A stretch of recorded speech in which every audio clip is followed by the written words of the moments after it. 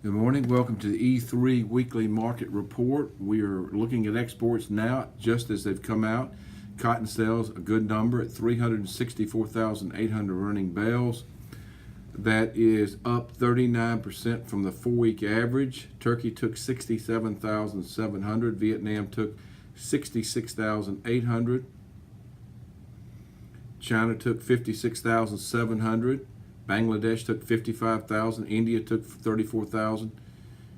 We are looking at 2018-2019 net sales of 131,000. Actual shipments of 324,700. That's 3% higher than the 4-week average. Now the cotton market was up 25 just minutes ago before the report. Right now it's up 47. Looking at soybeans, net sales of 640,000 metric tons. That is down 8% from the 4-week average. China took 156,900. Mexico took 133,400. The Netherlands took 84,400. We've got the bean market just before the report was up 3/4 cent. Right now it's up a penny. Corn market, good numbers, 1,974,500 metric tons, up 14% from the 4-week average. Japan took 453,300. Unknown destinations took 432,900. Mexico took 258,600. Colombia took 193,800. Saudi Arabia took 140,000. Had some cancellations, 28,000 for Portugal, 28,000 for Spain. Corn was up a half before the report. Right now it's up a half. Wheat, net sales of 311,100 metric tons. That is down 2% from the 4-week average. Japan took 84,800. Indonesia took 83,300. Taiwan took 78,500.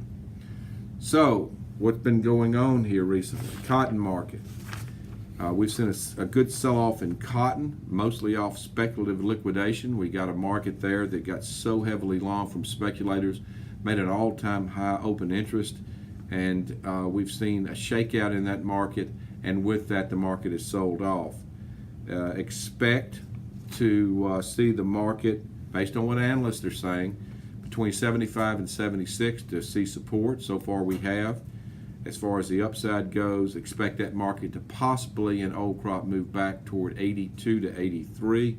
As far as suggestions go, I would say that it would be look to hedge new crop cotton.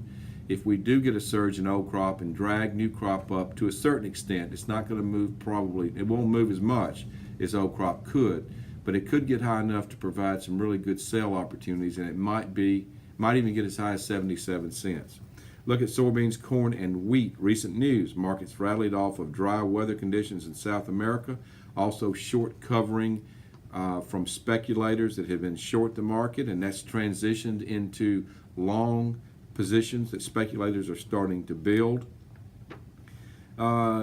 Expect that market to continue to trend up over the coming weeks. February seasonally is normally a very consistent up month for grain prices, and we are in the middle of February right now, and the market looks very constructive. What to do? Look to hedge, just like in cotton. New crop grain and oilseed, either hedge it or book it. Where do you do that? Well, November soybeans right now are at 10.20 and a quarter. Maybe look up into the area of 10.30 to 10.50 in November soybeans. December corn right now is trading at 396 3/4.